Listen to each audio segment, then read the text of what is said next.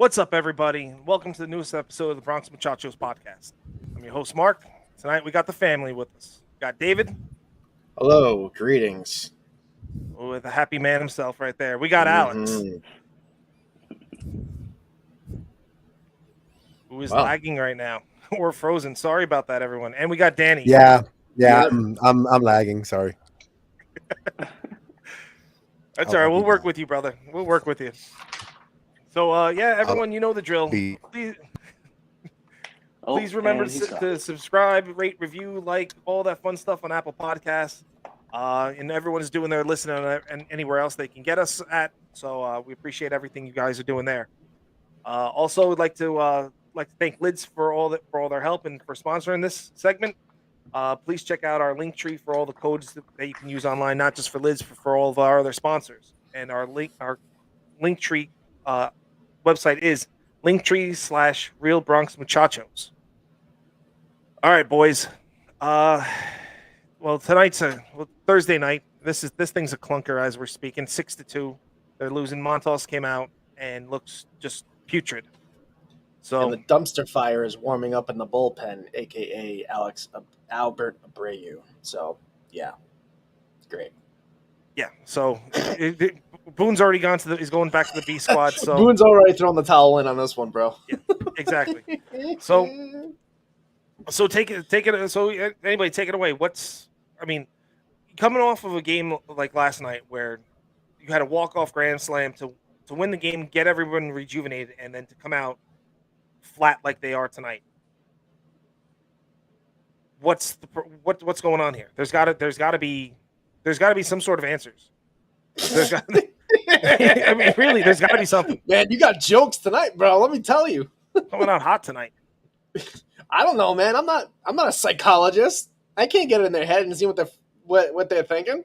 All I know is they were chanting "Fire Boone" last night, and his answer was, "Oh, it just made me stand up a little bit taller." It's like, just. Yeah, his answer last night was Shut up.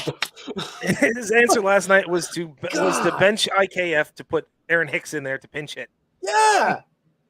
Like, what are you doing?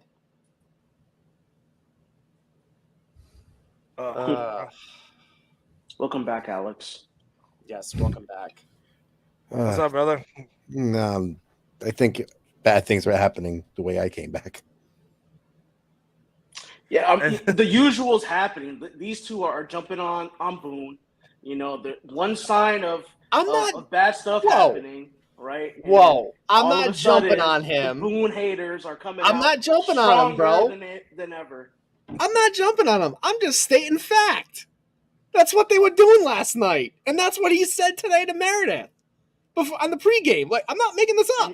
What did he say? Well, Dan, hold on before you keep going. Danny, as Manny's asking, Danny, Manny needs some therapy, so please help him out. And Manny also turned around and told his son that he is playing MLB show again just to win some games. I don't blame him. It's been tough. It's been very tough. Very, very tough. This hasn't been a good stretch, right? We spoke about it on B3. We spoke about it last week. We're going to talk about it again this week. And that's how long this bad streak has been going, that we're 3 episodes into podcasting, which is essentially like 3 weeks, and we're still talking about how bad the Yankees have been. And I think that has a lot to do with the more I'm thinking about this, the more I'm seeing the way this team is coming out. I really think that the trade deadline for trading Monty had a real big impact. Oh, come get off of the high horse on the Monty thing. Monty's not helping them swing the bats. You're right. True. Like, come on. But Like, I understand he has some sort of dynamic and all that kind of stuff, but like, just because they're not swinging bats, it's because of Monty. No, I'm not. No. I'm not saying because of the bats. I'm saying, Donaldson won us a game last night. I don't care. He's still Joey Gallo. Chapman tried to lose it last night. He tried hard. For real. Get out of here. Get out of here. I just hope they snap out of this soon, man. I'm done talking negatively about baseball. It's really sad. What? Donaldson does good last night. Let's put him in the 4-hole. No. No, the lineup should have been Benintendi. The number four, the first four should have been Benintendi, DJ, Judge, and then Rizzo. Everything else, have fun with it. I don't care. That's what it should have been tonight's lineup. Yeah. Cabrera got a hit today. He got his first double in the major leagues. So Good. it's a positive. I'm happy for him. That's the spark we've been waiting for. Yay! Damn, whatever. I mean, what else you want me to say? He got a hit. It's a good thing. And he's looked pretty good at short today. So that's a positive. Kind of worry about a rookie, getting his feet wet in the big leagues and seeing him field those ground balls. Right, but still being a rookie in Yankee Stadium, seeing him perform the way that he has and looking so confident is a plus. When he was coming up the system, he wasn't this type of guy. He was never a homer type of dude. He was never a dude to begin with. Like he made himself into a dude. Yeah. And that was after the COVID season. Mark and I, we talked about this a couple of years back when, this guy would be an interesting prospect. And he's really made himself into, I could see him being big league average. So. Absolutely. You're 100% right about that, Danny. And one of the things you and I talked about back then was, one of the things I read about was that Cabrera turned around and modeled his swing after Francisco Lindor, and it's paid off dividends for him. Really, really paid off dividends. I mean, he and Peraza both shot through the system together. Like they were just on, especially last year, they just went on the trajectory together where they hit every spot to, high A, double A, triple A. They just went there together. They were just piggybacking with each other, and they made each other better. So I mean, it's a nice little tandem to have, and especially in the middle of the infield. Yeah. And he's got swag. Oh, he does. I love his swag. The whole grenade, with the grenade throw with the roll call, that was dope. And then he did that today after his first hit. So I was kind of hoping for what the Yankees do with the circle thing. Or, he's not part of that crowd yet, though. No, he's part of the clubhouse. He needs to be. Yeah, well, I mean, maybe that's some veteran stuff they're keeping under wraps. You know how they go. Benny did it when he got his first hit after 30 at bats. So, they let him in on the loop. Cabrera kind of strikes me as a player like LeMahieu. He can just play everywhere and be really good at it. Well, he can, and he can play. He can play shortstop. So he can play second. Oh my God, Josh! Oh boy, I'm not even watching. He can, Cabrera can play second, short, third, right field, left field. I mean, he covers a lot of bases. Hey, Mark, it's kind of a godsend having bad Wi-Fi right now. He just threw the ball. They went ground ball to Donaldson, and he goes to throw at the second base and throws it into the outfield. Yay! DJ should have had that. I think that's an error on. That's an error on DJ, I believe. Yeah, it touches his glove. I'm Mama Gilfoy. Whiffed on it. So. Look at that. Dave and Danny are not even paying attention to this, Mark. They're in their own world. Went off DJ's glove. Yeah, DJ should have had that. There's no ifs, ands, buts about it. So it is what it is. But I like your mom says hi, David, by the way. Yeah. Oh. You missed it out. You missed out on the saying hello. Yeah. I just talked to her a little while ago, so it shouldn't be that. But thank you, Mom. Thanks for watching. And then we got Florial up, who made a play yesterday that Hicks definitely would have made. Oh, you're 100% right about that. Oh, my gosh. It was a shoestring catch that Hicks would have either let drop or would have gone by him. Those two things would have happened. There was no other option with Hicks with that play. Someone on Twitter said I was mean for saying that. I was like, maybe, but it's a fact. Hicks is not making that play. So that's already Florial's already paying dividends at that point. Yeah. And I was actually looking up Field Bible, Baseball Reference, all that stuff. Hicks is a -5. -5 defensive runs saved in center field. Awesome. Yeah. So that begs my question of why. I mean, forget the money, forget the monetary aspect of the fact that he's a $10 million a year player. If he's -5, why are we still running him out there every so often? Why are we still running him out there in the outfield? Why did it take this long to bring up Florial? Why were they bringing up Castro instead of Florial? Why are they bringing up Miggy instead of Florial? You know, why? Dude, we've been asking this question all I, season long. You're right, but I just keep I can't wrap my head around it. I need more. I need more voices. Well, not more voices in my head, but I already have too many. Write Cashman a letter, dude. Send Brian a nice little email. Type it up. Put it in. Print it out. Put it in the envelope and send it to my head front for office. all devils that are talking. There's no other side to it all. Just write, dear Brian Cashman, I demand an explanation to X, Y, and Z. I'm sure he'll get back to you. I'll hold my breath on that one. Don't hold it too long. Yeah, no. But I don't know. I think it's a hill that they're just like, we're going to die on this hill. We anointed him our starting center fielder when they gave him that 7-year, $70 million contract back in 2019. And it's just a sword that they're going to fall on, unfortunately, until the contract either expires, they release him, or they trade him. And that's it. August 1, Hicks should have been on the bench, and Florial should have been up. He proved already over 4 months in the season he was not going to get the job done, which is why they brought up Bader. Which is why they acquired Bader. So, come on, let's be real. Hicks has proved since last season that he wasn't going to make it. Like, let's be real. He's been having these problems. It feels like forever. He's had one good season with us in 2018, and that was it. He was a fourth outfielder when they traded for him, and he was still, I believe, up and down from the minor leagues. 2018, he had that breakout year. 2019, riddled by injury. 2020, needed wrist surgery, and then which spilled over into 21, I believe, if I remember correctly. And then this year, where he, like Chris was saying the other night when we were on Bronx Baseball and Beer, you're probably playing too much golf.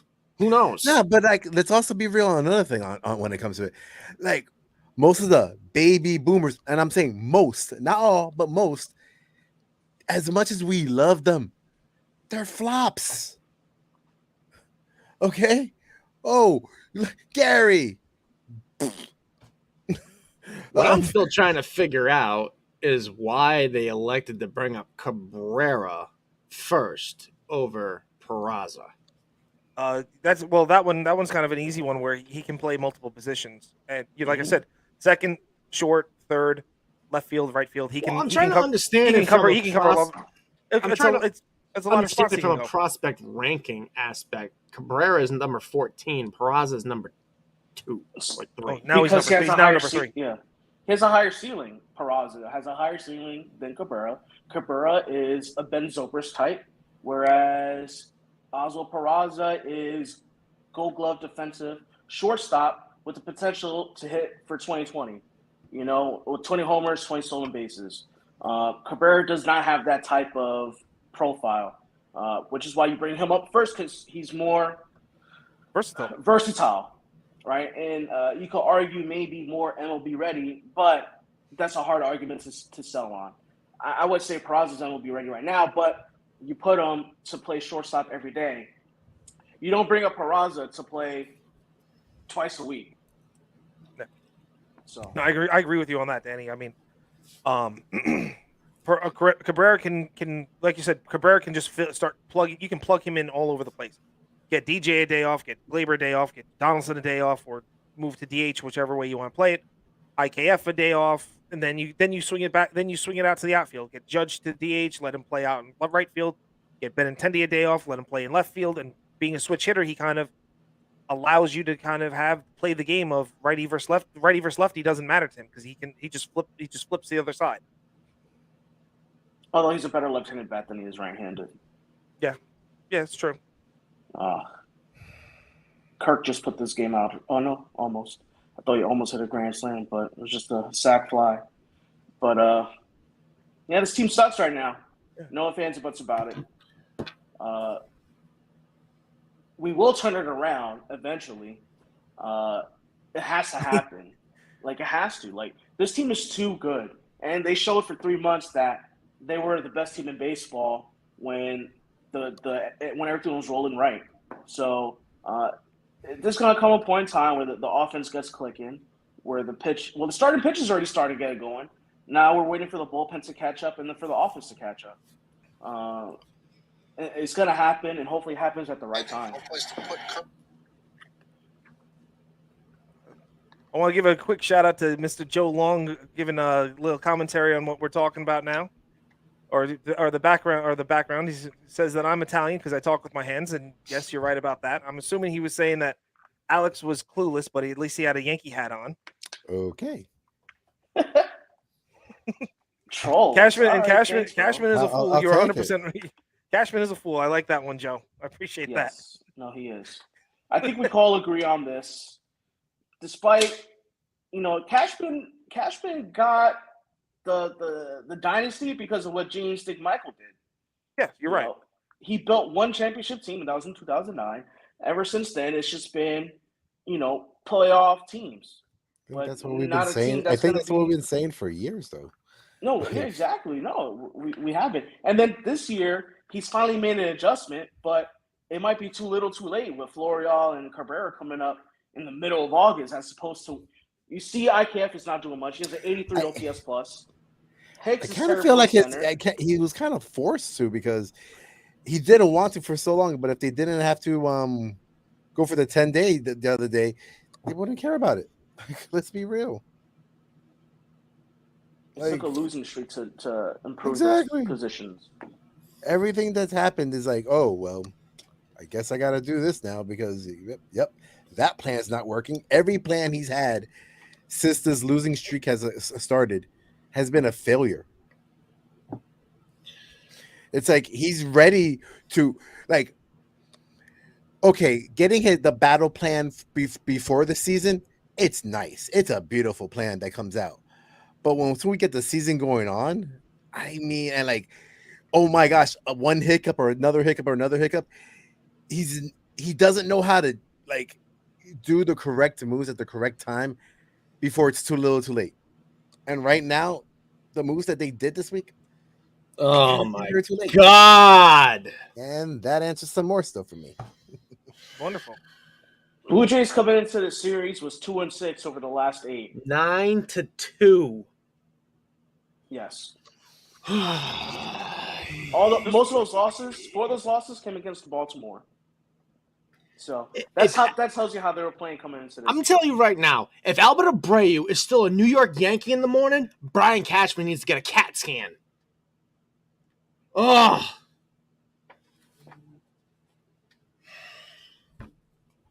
Joe, you've been saying exactly what we all been saying for a minute. Exactly. Albert Abreu better be released by tomorrow morning. They can't have this dude out there pitching anymore. I've been saying that for 2-3 weeks now. Thank you for jumping on my Find somebody else. All right, you had somebody else. Luis Medina, you had to unload him to Oakland. Good job. I'm sure Steven Ridings will be coming in shortly to save the season along with Zach Britton. Ridings is on the IL. You're missing the sarcastic. No, joke. I get what you're saying, but no, but I was just gonna say he's doing the rehab stints. I mean, he could be coming back sooner than later. Britton could be coming back sooner than later. Yeah, the rest of the geriatric squad. Hey, Giancarlo. Go ahead, Mark. I was gonna say that's the Cashman specialty, is that he turns around instead of listen. We're all crapping on him, but he made deals at the trade deadline.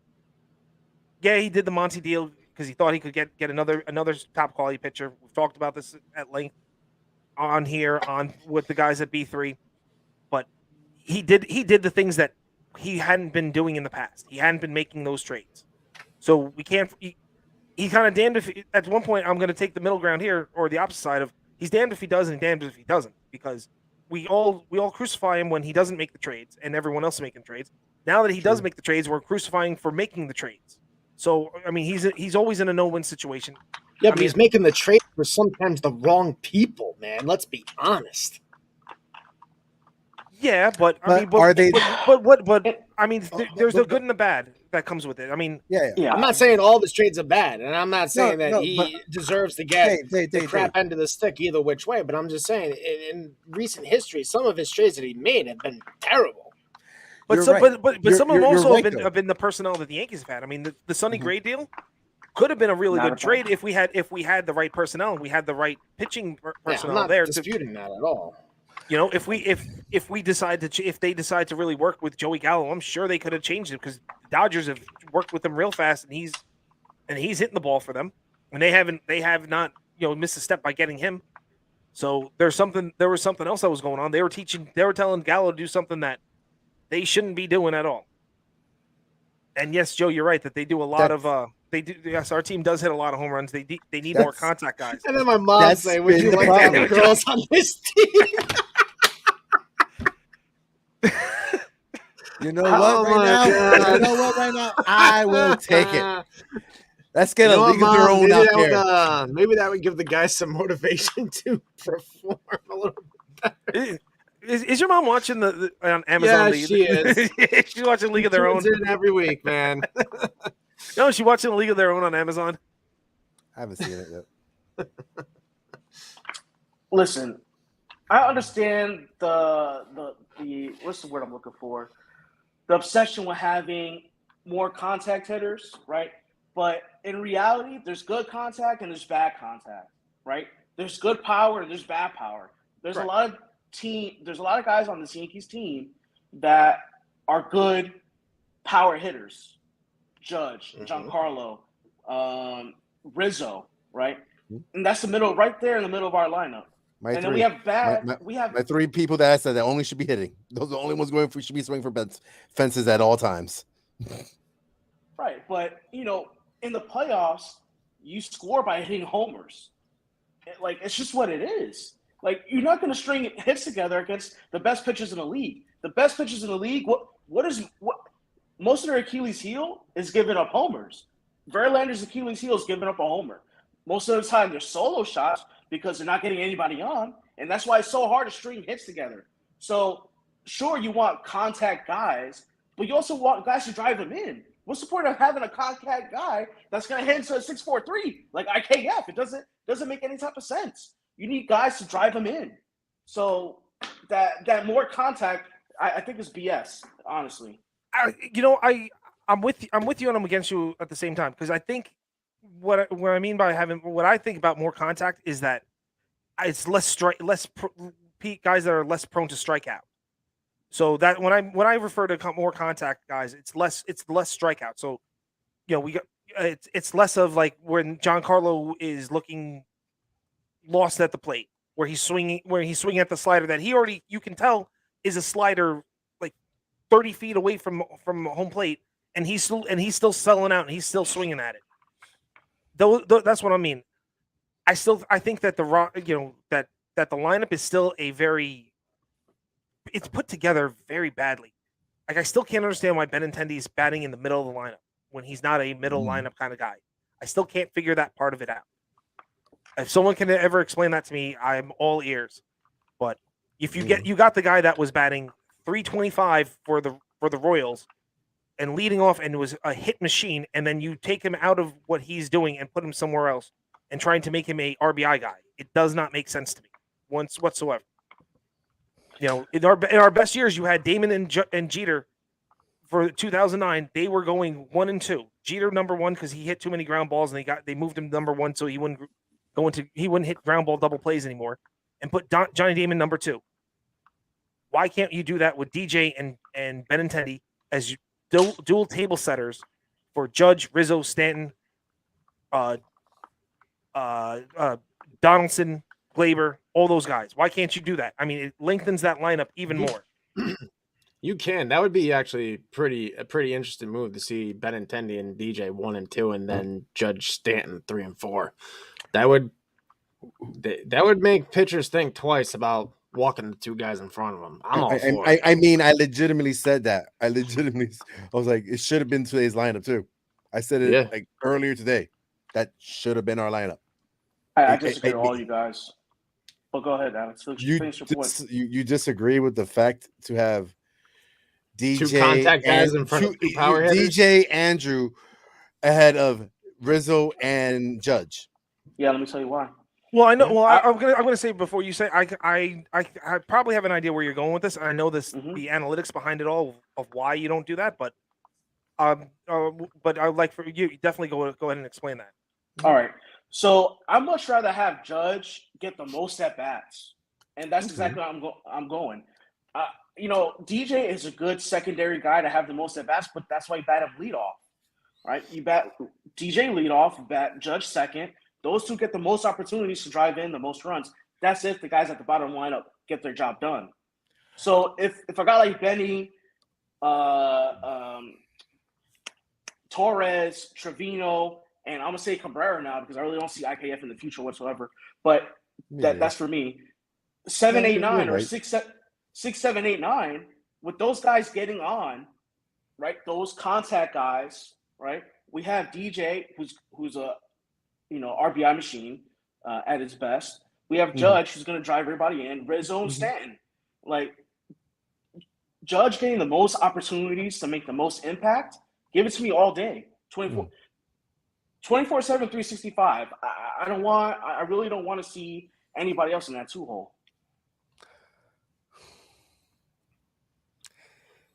See, like I legitimately I understand that if we were running all full cylinders. Okay, but then I still don't get why would you keep DJ in the 1-hole when legitimately Andrew was when we got him was already batting better than him anyway. Why wouldn't you already put the move? Because I'm sorry, Andrew's getting on base. That means he's doing exactly the same thing that DJ's doing to a better caliber. He's not a better hitter than DJ LeMahieu, though. He has a better average, yes.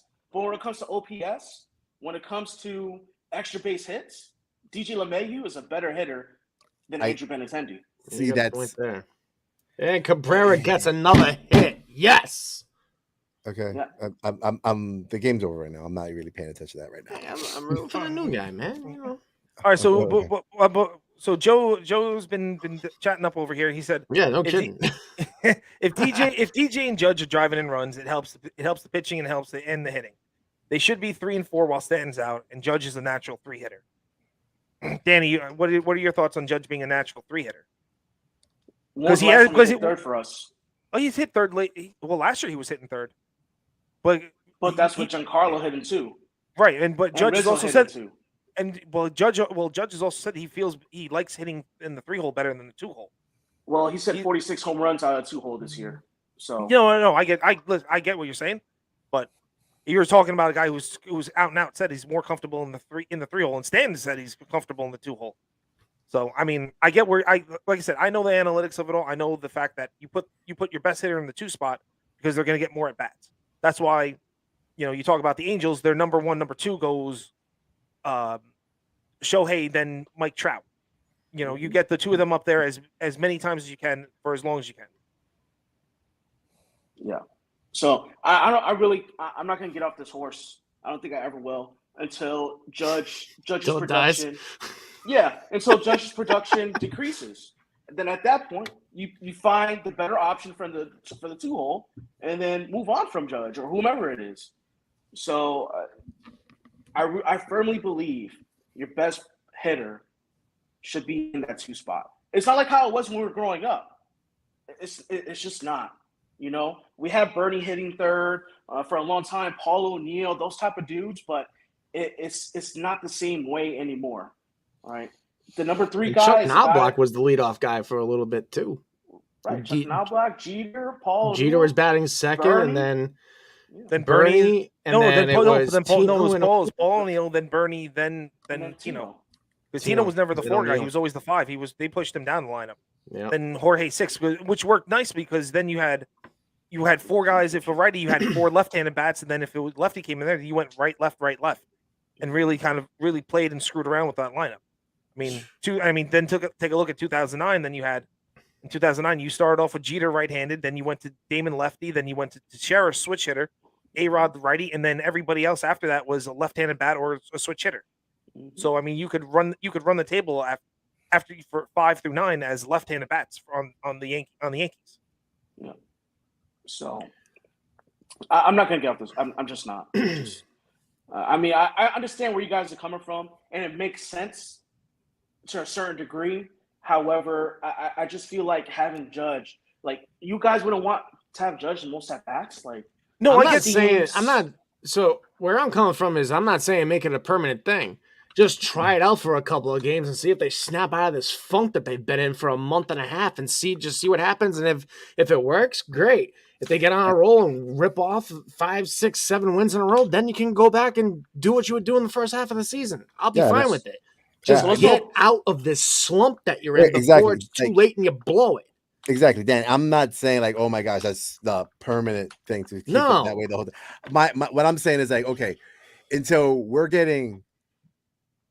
the injuries are not there and we're basically at a full functional battleship. I'm not at the moment right now. Just a little bit of adjustments for now until we have key players back. Once we have certain key players, I think we all know who. Yeah. Okay, You know, then okay, put it back the way you want to put it back. But till then, let's see what can happen at least. Maybe it could I've spark something. kind of like a Billy Martin pulling out the lineup from have a his hat. You know, back in the You day, never know. you had Chambliss hitting 8th, you had Mickey Rivers batting 4th, or something like that. It was a crazy lineup, and it got the Yankees out of their funk. So I can see where you're coming from that perspective for sure. To shake things up, to kind of see what happens. So what do you think? You think do we think Abreu's done after today and Clark Schmidt is the fireman in the bullpen? I hope so. Oh my gosh, I've been on that Or horse for Luke Bard minutes. or somebody else not Anybody at named this point. Albert Abreu? I'll take anyone. I'll take anyone right now. Hold on, wait, Dave. I'm going to let you. I want Pick up Whitey Ford. I'll take him right now. Dave, I Well, want you you to answer did, your mom's so question. That's what I say. Take him up. Yeah, I don't know what she's getting at, man. Are you guys still so retrospective of the love for the Yankees in the 90s and 2000s that it's hard for you to move forward with what you have to deal with? Yes, Mom, we are, because you don't want to know why? Because whatever this is not working. It hasn't worked for 13 years. So, yeah.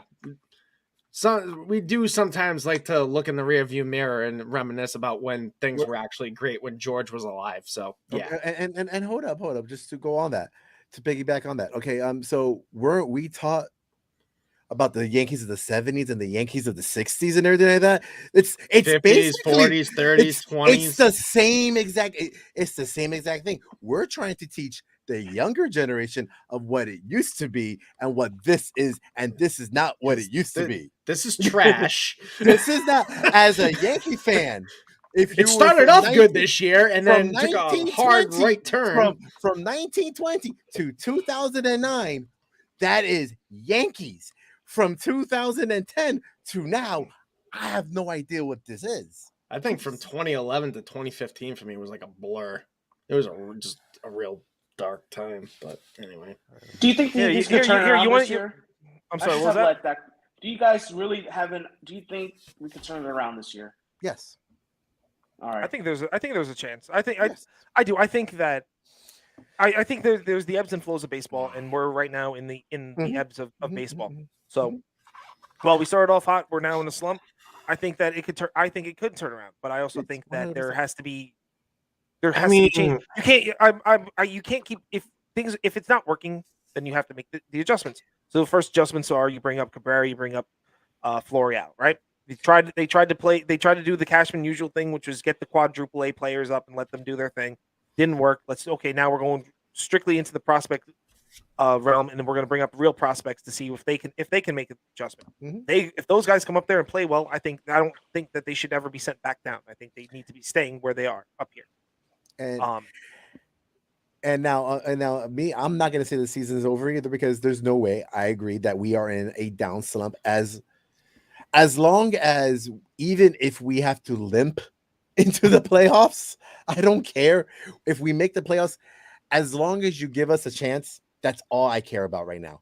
A chance. If we're in there in the playoffs, which we are still projected to be in there, okay, as long as everything goes right, I'm not going to worry about a thing. Because if we didn't make Yankee playoffs, then I'm going to be the most pissed off person out there that I might go on a bender myself. I mean, I wouldn't exactly call this a slump. This is like damn near crashing and burning at this point. Oh well, then you'd hate the. I mean, this is like being on an elevator where the brakes have failed, and you're coming from like the 50th floor all the way down to ground level.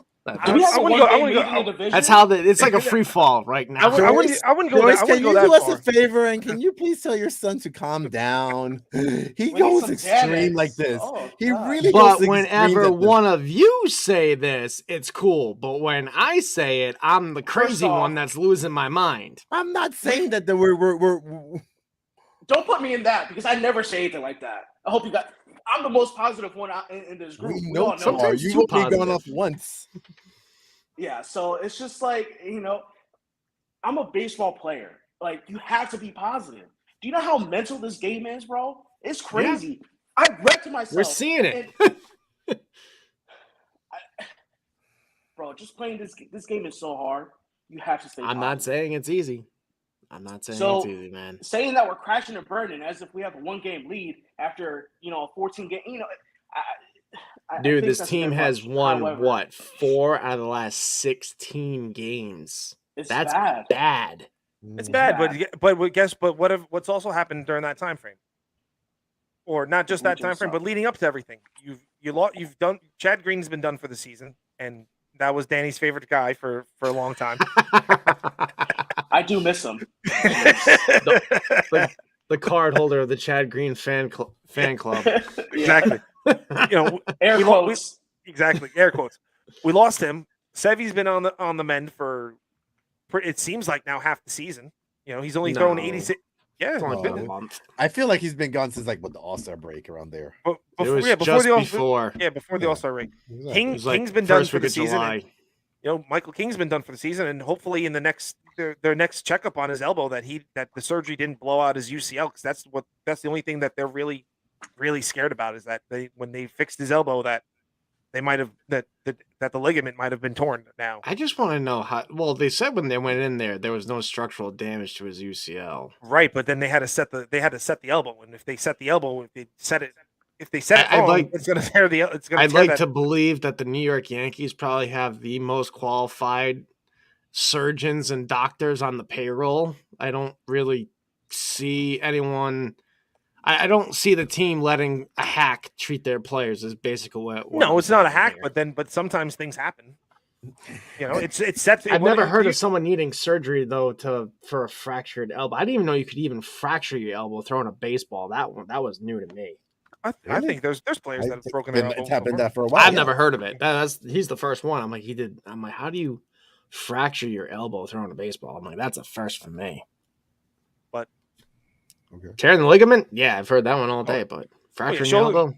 It's a Yeah, no, first. I've heard that. I've heard that before. All I right, mean, but like, and Dave, like you're talking about how like, okay, we're in a free for all, but you got to remember, at least right now, we are 73-45. Okay, you got in the AL Central, they're 63-55, and that's the Guardians. You got the Astros, who are running away with their division right now, and basically they're running away with everything right now. But at this point right now, it is what it is. That when it comes to that, as much as we all wanted in the beginning of the season to take first place and not have to worry about home field advantage with Houston, it is what it is. I don't see us not making it to the playoffs, and that's the most important goal, is getting a ticket to the show. We're still going to win the East. We have to take care of this series, though. I mean, tonight is the one game that the Blue Jays are doing, I don't whatever. think we're gonna. I don't think it's gonna happen soon. I think we might not get any gear stepped up. If not next week, the week after, but like it's I not going to just be this don't weekend. I think. want to see them play with a losing record for the rest of the regular season, and then think that some revelation is going to happen once the calendar flips to October and it becomes I postseason baseball. agree. No, they need baseball's a streaky game, and we need the team to get onto a streak before playoffs 100%. And it can't be like, oh my gosh, a series or two, and it's the last week where we're playing if we're playing against nobodies at that point. Like, no, it needs to be at least the beginning, mid-September, maybe next week, whoever, maybe in this road trip when they go to the West Coast, that they get onto a hot streak at that point, and then they could motivate themselves, because let's be real, it's the West Coast. They don't have a very competitive teams out there as much. They play. It's You true. know, No, They it all do. depends on what time they get out there, and if they get there at 3:00 in the morning and then gotta play at Oh Yeah, but my no, gosh, Six. that's one game. Then you're out there for the rest of the time. Who cares? Yeah, but you still got Never Seattle. mind. Seattle is a playoff team this year. You got the Astros; they're considered a West Coast team. I mean, Mhm. and I know we're only talking AL East right We're not now. playing that. We're not going to play the Astros. I don't think. we're not. We're gonna play No. Houston, Oakland, and the Angels, And Oakland, So- Oakland for some reason always gives us trouble. Oakland's always giving us trouble. especially at the Coliseum. Yeah, and then the Angels. I mean, the Angels are just gonna are the Angels are kind of like that team that just want to play spoilers because they got nothing else going on. I'm not even worried about the Angels. Those are the team. Those are that when you don't worry about a team. That's when you really got to start worrying because that's when they'll sneak up on you. I mean, yes, but I'm not playing the game, and I mean, I doubt that And team. the Angels doesn't and the Angels don't have any fear, but, pressure like, anymore. As a fan, I'm They're- not worried about them.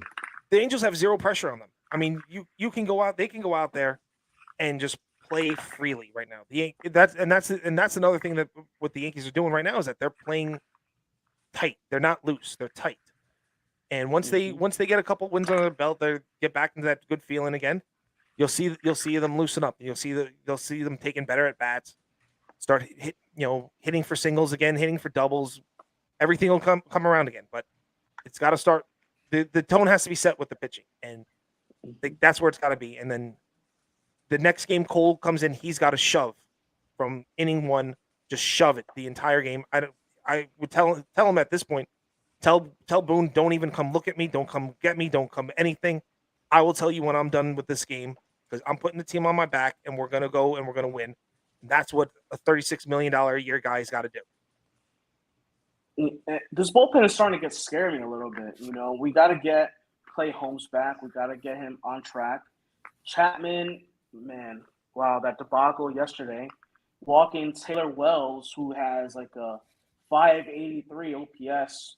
Big league average is about 700. So this guy's almost 200 points less than big league average when it comes to on base and slugging. And the Yankees broadcast is actually talking about that game where Billy Martin put out Donnie Baseball at third base. And he just, so it's funny how we spoke about that today. And yes, he's talking about it. But tap the phone lines, man. Yeah, for real. Yeah, they're watching. They're listening to us right now. We got to figure out a way to get our A guys back to being A guys. Because Chapman being who he was before would be a great help, and same thing with Clay. So the thing is, how do we get there? Like what Stop trying to use science. Stop trying to use science to win baseball games. You can start with that. Stop using computer algorithms. Go with your gut. Stop using the damn binder. See what's in front of you. That's crazy, but you're something like my dad or something. Why not use the tools? Stuff. Yeah, why not use the tools in your tool shed? Because they've been using it and it's not working. We have the second best record in the American League. How's it not working? Look at the Braves last year. They won the World Series, and Brian Snitker does not use analytics. Yes, he does. Brian Snitker did not shift at all before last year. Then last year he decided to shift, and guess what they did? They won a World Series. So what you say? Why not use the Okay, so he used one aspect. One. Listen, he's still using it. Ron Washington is one of the great. The thing with the Braves is that they have one of the best, most tenured coaching staffs in all baseball, right? And they're the only team in baseball to have that. But that doesn't preclude them from using analytics.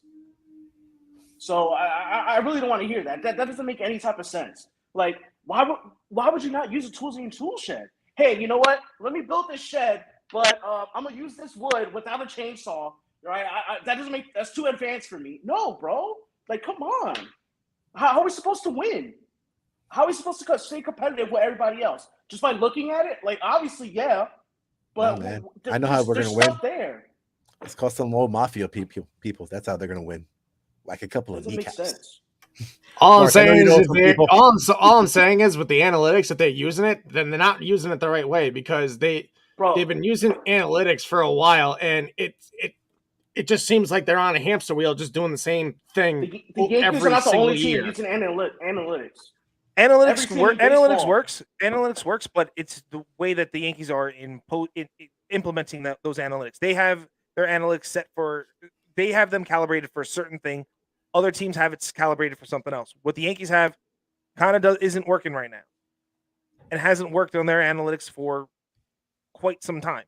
I'm not against using it. All I'm saying is use it the right way or don't use it at all. That's what they need to do is reassess how they're looking at their analytics and reassess what those analytics mean on this team, because they're building a team a certain way and it's not working. So now they have to then reassess how they're building this team and then fix what's needed.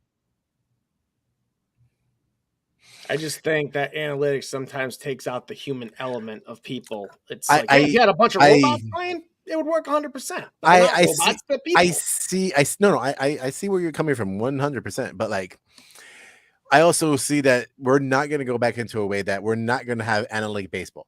It's going to be there. Now, what we got to do is we got to figure out how to build the house again. Like there's different ways on building the house. Now we got to see like, okay, maybe there's a new type of analytic or a different analytic that the Yankees organization are not using that someone else is using. Who knows what team's using it? I don't know. It could be Houston for all we know. It could be Houston for all we know. It could, if the way you're looking at it, it's probably going to be somewhere like the Dodgers or anybody who's coming from the Rays tree, because Andrew Friedman is got tons of people that are coming out of his tree that are all over baseball now. The Astros, they took someone that came from the Andrew Friedman tree. So did the Red Sox. Yep, obviously the Rays have it still there. I mean, anybody coming from there is kind of like the coaching tree in football, where you had the Bill Belichick tree where everyone goes, or the Parcells or wherever. Well, everyone that's left the Bill Belichick tree's been fired. So yeah, but Matt Patricia, Joe Judge. I mean, okay. The Giants won 107 games last year, based solely on analytics. Farhad Saidi spent that whole team. You know, they got the most out of their players because of number one, they have a large coaching staff, and that's kind of what the Yankees approach did this year. They got multiple batting coaches, they got multiple pitching coaches, so it works. Now it's about applying it and the players buying in. It's all a buy-in process. I'm sure there's people like Dave on the Yankees that like, hey, you know what? I don't want to hear about what my OPS is against lefties or anything like that. I just want to go out there, see the ball, hit the ball, right? And there's other guys that are kind of like where I'm coming from. Hey, give me the most information possible so I could, apply it the best. And it's all about buy-in and coming together and getting the results on the field. The fact of the matter is, Yankees have the second best record in the American League. Right? Mm-hmm. They're going through a tough stretch right now, but for 3 months, they were the best team in baseball. And guess what had a major impact in that? Analytics. And seeing how Clay Holmes' sinker, right? The reason why it's so good is because of what he's doing with Matt Blake, right? He's lost that touch in the field now, and it's just a matter about finding it. So I really don't want to hear about not using the tools in tool shed. It just doesn't make sense to me. So I'm done. Okay. That was your rant for the day? I mean, it just doesn't make sense to me. I just don't get it. No, I just don't. Mean, I'm not going to disagree. It makes a good podcast. Man, that's what we're about here. Having a conversation with himself over here. No, Joe and S. Warrior. They're having their warrior. They're having their talks. S. Warrior, what's up, man? How you doing? Thanks for listening. Thanks for tuning in. What's going on in the chat? Group therapy session number 2. Oh man. I mean, I don't know what to do with this. Like, we're not the ones in charge. We're not the ones getting paid the buck. So we're just a bunch of bums giving our opinions right now, and like, it's not like they care what our opinion is at all. Okay, Dave, as much as you hate that way that they're doing the analytics, and no matter how much Danny might like how they're doing the analytics, I mean, it doesn't matter what any of our opinion is. At the end of the day, it's just as it costs just as much as a monopoly dollar. Nothing. Facts. Opinions are like noses. Everybody has one. For I'm just- real. I'm just and done. I know But where it's you're fun to coming talk from, about. though. Like I'm just done feeling like this year after year after year after year. Like, Yo, first off, But Joe, then you're watching the wrong sport right now, because that's the way it's going to be until we die. That's the way this sport is. It has turned into. It's going to be all analytics. It's the day of us caring about, like, oh yeah, playing baseball by the gut. I'm not That's talking done. about that. I'm not talking about that. I'm just saying watching our team that we grew up loving and dominating when we were kids playing like this for the next 50 years. I know that's a gonna stretch. be I know well, it's not going to years. happen, Oh or I my know it's not going to God. last forever, but I'm just saying, like, but I think everybody. I think I was 23 the last time they won the World Series. I'll be 36 in October. It's been a while. It's been a hot minute. I'm sorry, That's all Grant. I'm saying. I get what you're saying. But we have to remember something. You know, all the championships that we've all been alive for. Baseball was different back then, and not just analytically, but also financially different. Whereas there was no restrictions for George Steinbrenner to not spend money on anybody he wanted to. And then came the luxury tax, and Players Association turned around and approved it, and all of a sudden that changed, and the owners and the GMs got smarter. They said, "Oh, I don't want to pay a 35-year-old, $15 million anymore, when I can that position right there could go to someone getting paid $500,000 or now $700,000." Bro, I remember back in the 90s when the big news was Jim Thome signing a 3-year, $25 million contract. Yeah. You're right. With the- Bernie with the Williams going 7 years at 88 million or something like that. Yeah. But those days are but that's what the price is. That's as they said in The Wire, the price of the brick is this. That's what the price was back then. And guess what else? Guess what else, Dave? You like that, Daddy? Back I then- know you like that. Dave, guess what else was going on back there? We had gas going for $1.99. We're never going to see that either.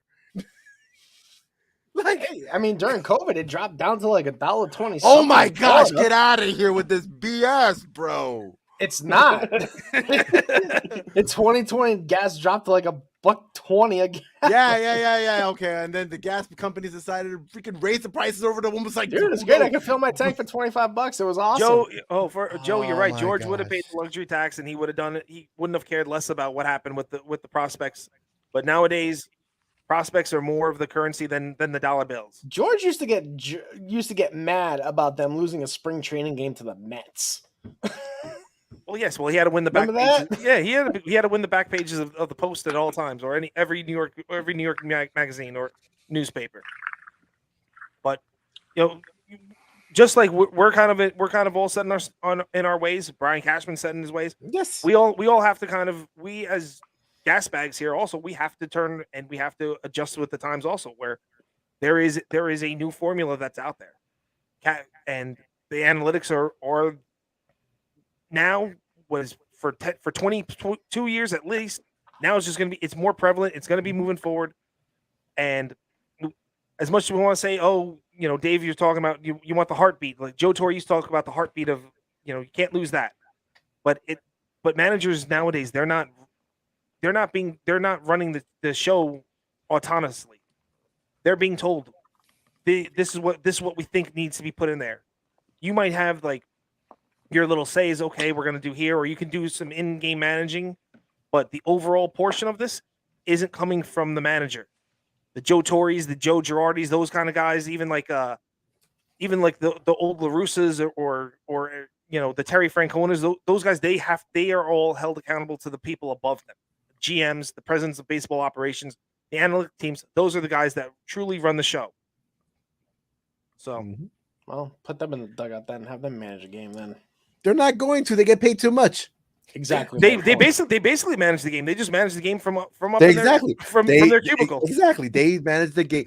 They take care of the game management. It's like basically, okay, Dave. Remember Seinfeld. Hold on, Remember Seinfeld. Remember Seinfeld. Remember George Costanza. Remember that episode where he's hitting all those home runs. What was his job though? His job was some nerd upstairs. That's what his job. No assistant to the traveling secretary. And no one's out there looking for George Costanza to play baseball for us. But but guess what the Yankees have? George Costanza's upstairs taking care of what they got to do. And then Aaron Boone's like looking at the notes pre-game, like, okay, this is what the nerds told me to do. And he's doing his job. It's like, you have an order, you do your order. That's right, Tartable. That's it. And Fred Costanza used analytics. I hope you know physics. All right, it's pure physics, guys. And hitting balls into left field seats. Anyway, And you want to talk about analytics? Don't forget, Ted Williams wrote a book about hitting baseballs, and he used analytics. Science. He used science and analytics for that too. But yeah, no. Joe. What was it? What was Joe saying over here? He think Brian Cashman keeps his prospects down and thinks that financially bringing them up and down. So here's what I've always said about Brian Cashman. Since he took over, since he was a GM, he had a rock solid team when he first came up. He turns around. Time. You're right, for a very long time. And one of the first things when he was a young GM, he never had to really deal with bringing up the minor leaguers because George Steinbrenner got rid of them as fast as he could get them. None to bring up. There was no one to really bring up. The first time Brian Cashman ever got to bring up guys was really in 2000, like real solid players, was 2006 when Cano and Ching-Ming Wang came up, and those guys produced for the Yankees right away. Ming Wang, unfortunately, he tore both of his both of his plant, like the inside of his feet running the bases. He tore both of them in Houston. No, what he did do that, but what really put the nail in the coffin was when he was running the cover of first base in a spring training game, and Veritek stepped on his ankle by accident, and that's what ended his career in New York, essentially. No, you're right. Yeah, you're right about that. That was in 2009, 2008, I think. One of those years. But I think it was 2009 because then there was the rotating door of the fifth starter for the Yankees that during the World Series because they had they had CC, AJ, Andy, AJ, Andy, and then Sergio Mitre. Yes. Well, yeah, we won't talk about him. Who's the ginger dude? The righty. Jail. The ginger guy. Yeah. Let me pull this up. Let me see what baseball reference is. Chad Galdine. Oh, Dan, he was a reliever. Yeah. 2009. He didn't start any games for the 2009 Yankees? No, he was a reliever, dude. I like that. Okay, Joe. I like that question. All right, round the horn. Who do you guys hate more, Schilling or Veritek? Dave, you're New England. Man. Dave, you're a New Englander. You get to go first on this one. To be honest, man, as a Yankees fan, Jason Veritek was always one of those guys that I absolutely respected as a Red Sox. Him, Nomar, Tim Wakefield. To be honest, man, just the way he carried himself, the way he led that team, he really never really got involved in the nonsense of the game. He never really, I lived in New England for 33 years of my life, and other than, he got into a fight with A-Rod. He was defending his team, but who didn't get in a fight with A-Rod? Curt Schilling, I think I'd have to hate the most, considering he took a World Series away from us. I'm gonna say this right now, Dave. You really went like, I'm gonna be kind to Jason Veritek here because he is Boston and I'm from New England. I'm sorry, I hate both of them. You guys asked me for my opinion. There it is. You can like it or hate it. I hate it. I hate it. Poppy Ortiz was another guy from the Red Sox that I respected too. Those guys were good baseball players. You got to tip your hat and respect them. You know what I'm saying? Not saying I'm a closet Red Sox fan because I'm not, but Curt Schilling, yeah, screw him. Don't like him. All right, Danny, what do you got? 01 and 04. I hate Curt Schilling. I also hate Jason Veritek. Bro, he left his mask on. Exactly. He left his mask on. Yeah, that's true. I won't disagree with you there. When he did that. Like, yo, if you're going to be a man, you want to step up, you want to fight, look at Roman. He actually took his off to fight Cabrera. Exactly. And then he tackled him like a man. Come on. Outside of that incident, I really don't got a problem with him. There's only two Red Sox that I even respect, and it's our baby boy Pedro, because he calls us his daddies, and it's a fact. And Dude, he and threw an David old Ortiz. man to the ground. That did suck. But he also admitted that we're his daddy. So come on. We spanked him for that. You're like, hey, don't do that again. Don't toss I'm grandpa sure to the ground. Hey, man, we still got 2003 right there. Wait, are you defending Pedro Martinez, bro?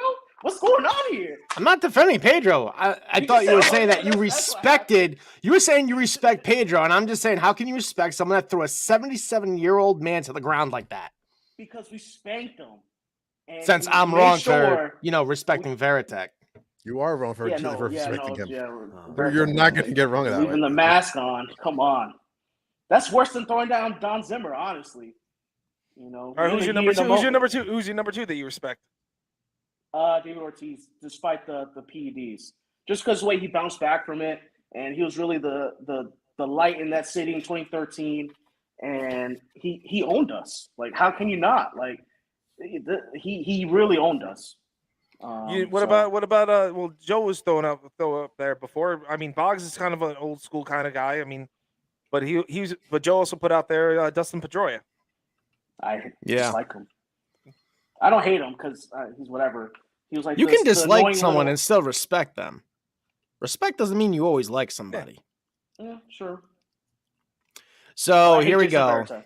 So for 2009, according to Baseball Reference, and I'm not sure. Well, oh wow, yeah, you had CC, AJ, Andy, and Jabba. Jabba actually started 31 games that season through 157 innings. And he was 9-6 with a 4.75 ERA. Didn't they play with him? Didn't they play around with him that year too? They started him in the they started. Well, him in the he bullpen, started brought him back up, then went back down again. No, he appeared in 32 games with 31 starts. So they really did. I think it was the year after that, or the year before. The year before, then that's when they started. They started. It was either 2010 or 2011 where they started messing around with him. In 2007 is when he came up, and he was this fireballer, and that's after that year. That's when they started doing the Java rules in 2008. Yeah, and then in the bullpen, you had Brian Bruni, Dave Robertson, Phil Koch, Phil Hughes, Mariano, and Damaso Marte. And then you had appearances. Damaso Marte, can't forget him. The Louis. And then you had appearances throughout that season by Nick Swisher, pitched 1 inning that year. Ian Kennedy, Anthony Claggett, Mike Dunn, Josh Towers, Mark Melanson, Brett Tomko, Eduardo Ramirez, Jose Veras, Jonathan Abuladejo, Chad Godin, Sergio Mitre, and Alfredo Aceves. Yo, Eduardo Ramirez had like the nastiest changeup. Yeah, he did, dude. Oh, and then my they traded him to Seattle, I believe, the year after for somebody. With them. But, bro, I was pitching, 2009. Yeah, no, I was still pitching then. So I always want my best pitch was a changeup, and I just saw his change. I was like, oh my god, how does he make that happen? It was just so nasty, man. Good times. Hey Joe, to your question though about them two, I definitely hate that bloody sock way more. Like, I'm sorry. You made a career on a sock. That's like, oh my gosh, I got a bloody sock. I don't care about that dang bloody sock. I don't care about him. I never liked Schilling. Never. So, dude, David Ortiz was talking about how he walked into the clubhouse during that game and they had Kurt Schilling cut open on the training table and they were doing surgery on his ankle inside the clubhouse. That's nice for him. I really don't care what he was doing. Can you imagine the painkillers that dude was doped up on to go out there and pitch with that thing? I don't. You know what? That's hardcore. Also. Okay, there's only one. Whoa! Wow, we lost him. Did Dave give up? Dave booted himself. He's defending too many Red Sox. He booted himself.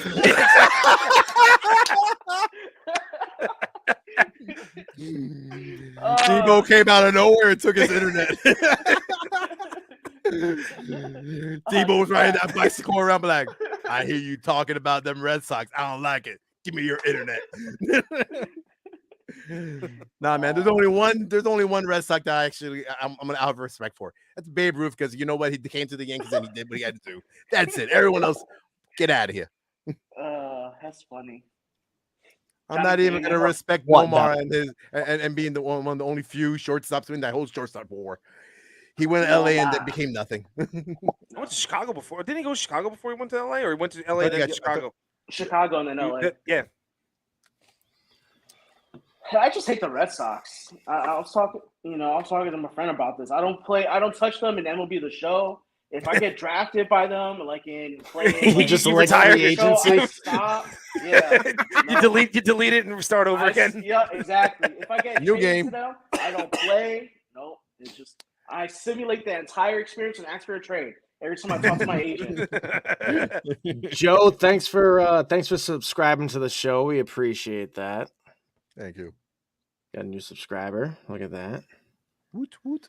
Whoop, whoop. Then Leave a review, mom man, is too. That'll help. talking. My mom's talking smack about me. That's what moms are supposed to do. That's her job. That's her job, man. Don't get mad. Get glad. We'll have a special episode with Mama Guilfoyle. Just bring all our Russell. parents on. And everybody, remember, we're back to school coming. Go on our link tree and go to Walmart.com. Yeah. There we go. Let's bring that out so there. for everybody listening, we have some pretty good sponsors on our link tree, link.tree/Real Bronx Muchachos. For anyone that's got back to school shopping going on, I believe everyone's back in school. I don't know. My son's not of school age yet, so I don't have to worry about that. Are they in school in the north yet? I'm not sure. My probably. My daughter starts school next week. She starts kindergarten. She graduates pre-K tomorrow. So Congrats. I remember when like being a kid and it was September that they started school. Yeah, so like I was saying, Northeast. Yeah, well, up north we start in September, but So go to our link tree, use our link for Walmart, do some online shopping so you don't have to deal with the craziness inside the store. Helps the pod out, helps us out, helps our sponsors out. Same thing with lids. Go to our link on lids, buy some gear, buy some fresh gear for the playoffs. And then you got Hilton, you got Southwest. Go buy some Rapid Rewards points, save them up for spring training in February, where we hope to finally do an in-person episode during spring training next year. We got a bunch of good stuff over there. We actually just got sponsored by Fanatics for sports memorabilia. So that's the top of the link tree. Hit that link. Some good prices on some autographed memorabilia to deck out your man caves or whatever you got going on. So yeah, definitely check that out. Yeah, man. Don't Buy knock some the people. stuff. Don't knock the she sheds. Yeah, that's true. As long as it doesn't get hit by lightning. And then you gotta get some farmers. And then you got to get some Allstate to be protected by mayhem. So No. Just get the farmers, okay? They know what they're doing. Well, I don't think we have anything left to add to this. Or Dave, we can make our Polls. own. We We got can a make our couple own our own insurance company. Dave, go start rocking. You got the polls up, buddy. Do we have any? think we had a we couple. do. I think the Multiple. one from the other night, I don't have them up, to be honest. Someone can pull it up really Speaking of quick. which, Joe, he was asking how often the show's on. We are on once a week, every Thursday. So far, every Thursdays, 9 o'clock. Sometimes we make guest appearances on some of our friends' podcasts, like Bronx Baseball and Beer. If you haven't checked them out, they have Scott and Chris have been great to us. They have a great show going on. They got their live bar every week, I believe. They're sponsored by Epicure Brewing in Connecticut. So anyone in Connecticut, go check out Epicure Brewing in Norwich on Franklin Street. They got some good beer, good people over there. Hey, and Joe, it's usually every Thursday night, and let all your friends know, because you know what? The more that listen to us, maybe we could have more than once a week then in time. Yep. There you go. So, and if you ever any questions, Joe, throughout the week, you always hit us up on Twitter, Instagram, any of our personal pages. We all got our Twitter handles on here. So, yep. So always like to interact. That's for sure. We enjoy our listeners.